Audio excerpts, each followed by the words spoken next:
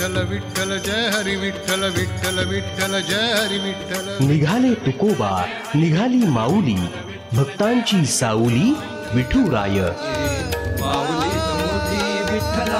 पाऊले चालती मुखे हरी नाम सुखे चारी धाम विठुराय। माऊलीत मूर्ती विठ्ठलाची। वारी कवितेची। विठ्ठल मराठीतल्या सगळ्याच कवींना कधी ना कधी आपल्या कवितेमध्ये दिसलेला आहे। जो त्याला शेतीमातीमध्ये दिसला, तो त्याला माणसामध्ये दिसला, तो त्याला समाजामध्ये दिसला, समाजातल्या व्यथा वेदनांमध्ये दिसला, तोच विठ्ठल मराठी कवितेमध्ये अनेक कवींनी आपापल्या पद्धतीने मांडलेला आहे। हनुमंतनी कविता सादर केल्यानंतर माझ्या डोळ्यासमोर का कोणास ठाऊक पण सतत नाधू महानोरे येत होते। नाधू महानोरे मराठीतले खूप ज्येष्ठ कवी आहेत आणि ज्यांच्यापासून प्रेरणा घेऊन आम्ही खरं म्हणजे लिहिते झालो त्या कवींपैकी असलेले, आम्हाला गुरुतुल्य असलेले हे नाधू महानोर। ते काय लिहितात विठ्ठल भक्तीविषयी? तर ते असं लिहितात की दिंड्या पताकांनी दुमदुमली पंढरी, दिंड्या पताकांनी दुमदुमली पंढरी, तरी मी श्रीहरी कासावीस। दिंड्या पताकांनी दुमदुमली पंढरी, तरी मी श्रीहरी कासावीस। बरसू दे नभ सृष्टीचा सोहळा, बरसू दे नभ सृष्टीचा सोहळा, कुणब्यांचा मळा उभा राहो, कुणब्यांचा मळा उभा राहो। तर हेच कुणब्यांचा मळा उभा राहायला पाहिजे। मग शेतकऱ्यांना कर्जमुक्ती द्यायची काय किंवा कर्जमाफी द्यायची काय त्याची काही गरज नाही। आमच्या कुणब्याचा मळा उभा राहील याची काहीतरी व्यवस्था हे विठ्ठला तू कर, एवढंच मागणं मला वाटतं आपण मागितलं पाहिजे।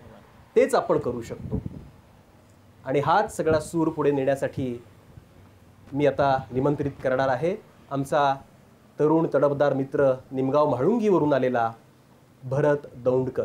भरत दौंडकरला आता मी कविता सादर करण्याची विनंती करणार आहे। भरत दौंडकर। निमगाव म्हाळुंगीचा उल्लेख केला। माझी निमगाव म्हाळुंगीची जमीन म्हणजे माझी रुक्माई आणि मी तिचा भाऊ। आणि आज या वारीमध्ये विठ्ठलाकडे काहीतरी मागण्यासाठी मी आलेलो आहे आणि ते मी माझ्या कवितेतून मागणार आहे। विटेवरून विठ्ठला जरा माणसात येना, विटेवरून विठ्ठला जरा माणसात येना, काळ्या रुक्माईचे कर्ज बग फिटता फिटेना, बग फिटता फिटेना।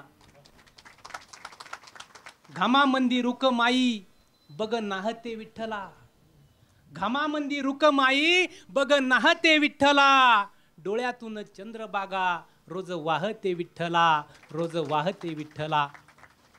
एकलाच भक्ती मंदे नको नाहूस विठ्ठला, एकलाच भक्ती मंदी नको नाहूस विठ्ठला, आटलेल्या रक्तामंदी पाड पाऊस विठ्ठला, पाड पाऊस विठ्ठला। नको कोरडा उमाळा, नको कोरडा उमाळा भुई भेगाळली धाव, नको कोरडा उमाळा भुई भेगाळली धाव, तुझ्या कैवल्याचे कुंकू तिच्या कपाळाला लाव, तिच्या कपाळाला लाव। युगे 28 झालो तुझ्या गळ्यातला हार, युगे 28 झालो तुझ्या गळ्यातला हार, कधी काढशील देवा माझ्या गळ्यातून दोर, माझ्या गळ्यातून दोर। तुझ्या आतडीचा पिळ आता लांबव विठ्ठला, तुझ्या आतडीचा पिळ आता लांबव विठ्ठला, एक तरी आत्महत्या आता थांबव विठ्ठला, आता थांबव विठ्ठला, आता थांबव विठ्ठला। जसं संतांचं पूर्वी विठ्ठलाशी भांडण असायचं पण ते मायेचं भांडण असायचं, तेच मायेचं भांडण सांगणारी ही परंपरा जी आहे ती भरतच्या कवितेमधून सुद्धा पुढे आलेली आहे। आत्ताचे संदर्भ त्याला आहेत। बातम्यांमधून आपण सातत्यानं पाहतो की रोज कुठे ना कुठेतरी राज्याच्या कानाकोपऱ्यामध्ये एका तरी शेतकऱ्याची आत्महत्या झाल्याचं चित्र आपल्याला पाहायला मिळतं। का असं होतं हे कोण थांबवणार?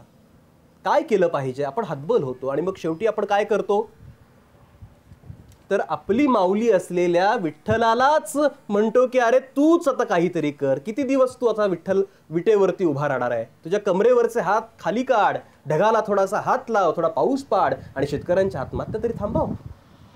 तीच कुठेतरी व्यथा वेदना भरतच्या कवितेमध्ये दिसते। जसं तो म्हणाला की एक तरी आत्महत्या आता थांबव विठ्ठला। विठ्ठल तर थांबवेलच थांबवेल, पण विठ्ठलानी या सगळ्या राज्यकर्त्यांना कुठेतरी सद्बुद्धी द्यावी असं पण मागणं मला वाटतं यातनं मागितलं तर काही गैर ठरणार नाही.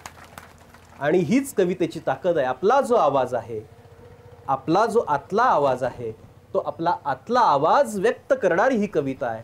ती संतांपासून चालत आलेली कविता आहे, तीच आपण पुढे नेतोय. आणि आता याच कवितेचा पुढचा धागा गुंफण्यासाठी मी आता निमंत्रित करतो आहे कल्पना दुधाळ यांना. कल्पना दुधाळ या बोरी भडक इथल्या कवयित्री आहेत. जवळच जे पुण्यापासलं गाव आहे तिथल्या कवयित्री आहेत. सीझर कर म्हणते माती नावाचा कविता संग्रह त्यांचा खूप गाजला. आणि आत्ताच्या काळात ज्या उत्तम कवयित्री मराठीमध्ये सातत्यानं लिहिता आहेत त्यापैकी एक आघाडीचं नाव म्हणजे कल्पना दुधाळ. त्यांची नेमकी काय कविता आहे त्यात आपण ऐकूया. कल्पना दुधाळ. अख्खं विश्वच तू झालास, बरं झालं पांडुरंगा तू माणसात आलास, बरं झालं पांडुरंगा तू माणसात आलास. माणसांनी दिली जागा तुझ्या देवळांना आणि तू घरातून हाकललेल्यांना. बेघर झालेले पाय खरडत खरडत जेव्हा देवळाकडे वळतात, बेघर झालेले पाय खरडत खरडत देवळाकडे वळतात, तेव्हा पायरीवर पोतं टाकून समजावणारी माऊली झालास.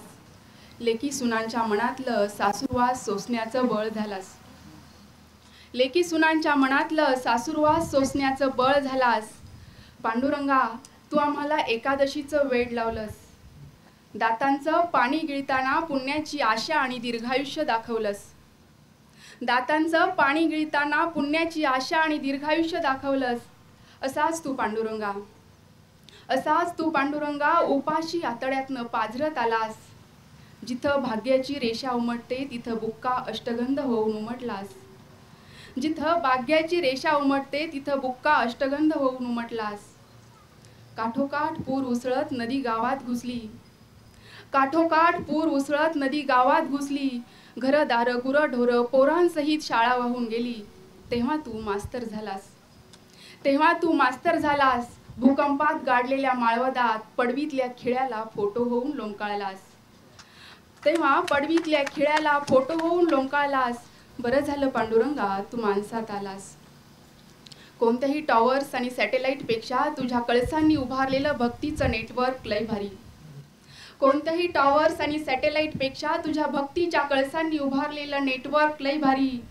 आषाढी कार्तिकीला पालखीचे झेंडे फडफडतात, माती आणि आभाळ जोडतात, माती आणि आभाळ जोडतात. तेव्हा समस्त वारकऱ्यांच्या बुबुळांवर तकाकणारं अख्खं विश्वच तू झालास, अख्खं विश्वच तू झालास.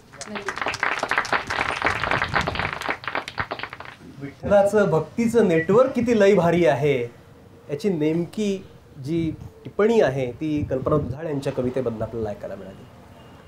कोणत्या कोणत्या रूपात विठ्ठल खरं म्हणजे आपल्याला भेटतो, कोणत्याही रूपात मिळतो आपल्याला, कुठल्याही रूपात आपल्याला विठ्ठल भेटतो.